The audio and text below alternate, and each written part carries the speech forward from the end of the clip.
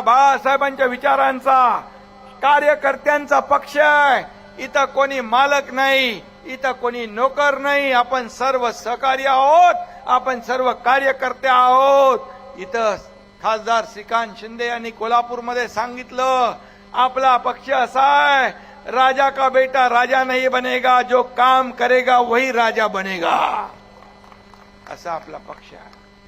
प्रतापराव जाधव इथं बसलेत.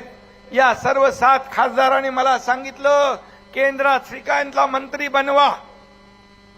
पण श्रीकांतनी सांगितलं, आपल्यामध्ये जो सिनियर आहे त्याला मंत्री बनवा. आणि प्रतापराव जाधव इथं साक्षीदार आहेत की प्रतापराव जाधव यांना आपण केंद्रात मंत्री बनवलं. ही शिवसेना आहे, ही खरी शिवसेना आहे. आणि म्हणून मी आपल्याला एवढंच सांगतो की हे यश जे आहे हे बाळासाहेबांच्या विचारांचं, आपल्या महायुतीच्या एकजुटीचं, महायुतीच्या ताकदीचं आहे. आणि 2.5 वर्ष तुम्हाला मी सांगतो, आता अर्जुन सांगत होते की तुम्हाला झोपता कधी, जेवता कधी, उठता कधी. मला सगळे लोक प्रश्न विचारतात, तुम्ही किती वेळ झोपता. मी म्हणालो, मला कार्यकर्त्यांचं काम, शेवटचा कार्यकर्ता जोपर्यंत भेटत नाही तोपर्यंत मी झोपत नाही. आणि मी पायाला भिंगरी लावून 2.5 वर्ष काम केलं, 2.5 वर्ष मेहनती केली. आणि माझ्या हे श्रेय माझ्या लाडक्या बहिणींचं आहे, लाडक्या भावांचं आहे, लाडक्या शेतकऱ्यांचं आहे, लाडक्या ज्येष्ठांचं आहे, लाडक्या तरुणांचं आहे, आणि माझ्या सर्व कार्यकर्त्यांचं आहे. आणि म्हणून लाडक्या शेतकऱ्यांनी, आपण सगळ्यांनी, लाडक्या बहिणींनी आशीर्वाद दिला नसता, मायबाप जनतेचे आशीर्वाद नसते, तर हा गरीब शेतकऱ्याचा मुलगा या राज्याचा मुख्यमंत्री झाला नसता. आणि म्हणून मी मुख्यमंत्री म्हणून कधीच वागलो नाही. मगाशी हिकमत उडान यांनी सांगितलं, लोक म्हणायचे सीएम म्हणजे चीफ मिनिस्टर, मी म्हणायचो सीएम म्हणजे कॉमन मॅन. आणि कॉमन मॅन सारखाच जगलो, कॉमन मॅन सारखाच वागलो. आता देवेंद्रजी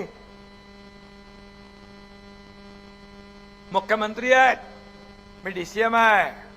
पण आता डीसीएम म्हणजे डेडिकेटेड टू कॉमन मॅन, सर्वसामान्य माणसाला समर्पित असं काम करायचं आहे. काय कुठली पद येतात जातात, पण आता सगळ्यात मला माझ्या लाडक्या बहिणींचा लाडका भाऊ ही ओळख मला मिळाली. 2,40,00,000 माझ्या लाडक्या बहिणींची ही ओळख सर्व पदांपेक्षा मला मोठी आहे आणि महत्वाची आहे. आणि म्हणून मी एवढंच सांगतो आपल्याला, मी एक साधा कार्यकर्ता आहे. कालही साधा कार्यकर्ता म्हणून होतो, आजही कार्यकर्ता म्हणून काम करतोय, आणि उद्याही कार्यकर्ता म्हणूनच मी काम करणार आहे. मला कधी या एकनाथला पदाची लालसा नव्हती. मुख्यमंत्री होतो तेव्हाही नव्हतो. आणि तुम्हाला माहित आहे की यावेळेस देखील मी सत्तेच्या खुर्चीला चिकटून बसलो नाही. माझ्या नेतृत्वात ही निवडणूक झाली.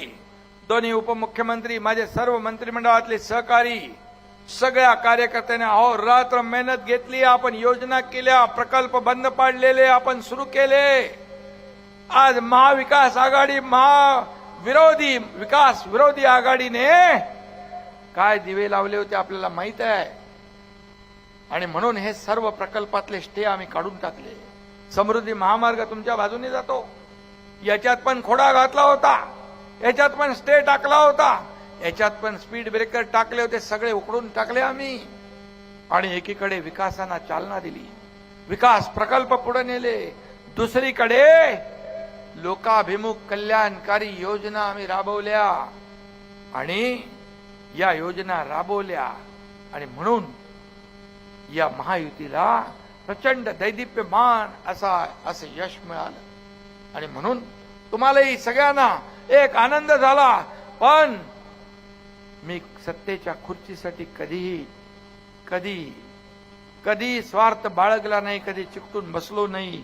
मी स्वतःच यावेळेस आदरणीय देशाचे प्रधानमंत्री मोदी साहेबांना आणि गृहमंत्री अमित भाईंना फोन केला.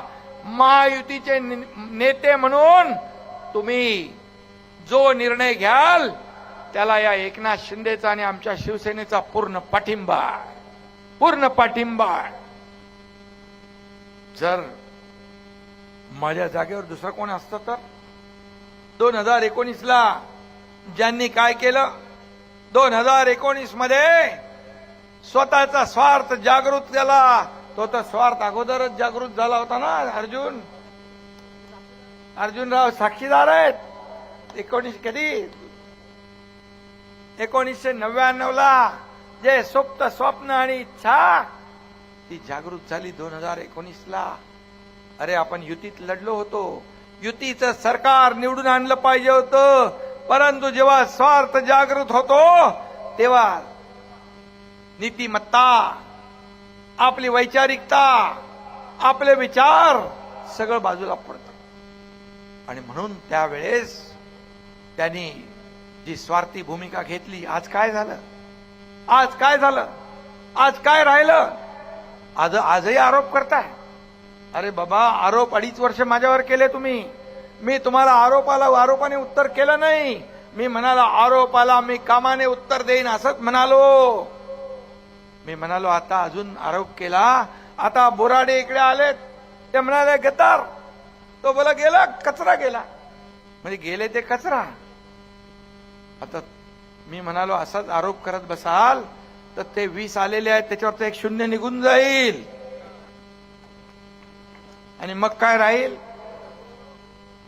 आणि म्हणून आत्मचिंतन आत्मपरीक्षण करा कारण या राज्यातली जनता सुज्ञ आहे काम पाहिजे त्यांना काम करणारे लोक त्यांना पाहिजेत आणि म्हणून माझ्यासारखा कार्यकर्ता खुर्ची शोधत नाहीत काम शोधतात आणि लोकांच्या अडचणी शोधतात याला म्हणतात कार्यकर्ता आणि म्हणून ते मी काम करतोय आणि आपल्याला मी एकच सांगतो या शरीरातल्या रक्ताच्या प्रत्येक थेंबावर राज्यातल्या मायबाप जनतेचा अधिकार आहे आणि तो कायम राहील आणि मी हेही सांगतो की या एकनाथ शिंदेच्या शरीरात रक्ताचा शेवटचा थेंब असेपर्यंत या महाराष्ट्रातल्या जनतेची सेवा करणं हे माझं सर्वोच्च कर्तव्य आहे ते मी निभावणार आणि म्हणून मी प्रत्येक मिनिट आणि प्रत्येक क्षण या लोकांच्या सेवेत घालवला आणि म्हणूनच 2.5 वर्षापूर्वी जे सरकार आम्ही आणलं या सरकारने काम केलं आणि म्हणून काही लोक आता म्हणतात काही आपण काही करायचं नाही दुसऱ्याला काही करून द्यायचं नाही असं सरकार चालतं का कधी आता मला नवीन काहीतरी उपाधी देतात मी गावी गेलो की म्हणतात हेलिकॉप्टरने शेती करायला जातो अरे मी गावातला माणूस आहे मी शेतकरी आहे मी जमिनीचा वरचा माणूस आहे शेतीची आवड आहे आता म्हणतात आता स्वतः घरात बसू आणि दुसऱ्याला म्हणतात रुसूबाई रुसू हे नवीन एक त्यांनी फॅड आणलंय काल परवा आता सगळ्यांवर टीका करून झाले मोदीजींवर टीका करतात अमित भाईंवर टीका करतात एकनाथ शिंदेवर टीका करतात यांना रात्री बसता उठता टीकेशिवाय दुसरं काय नाही म्हणाले वाघ नक काढू अरे वाघ नक घालायला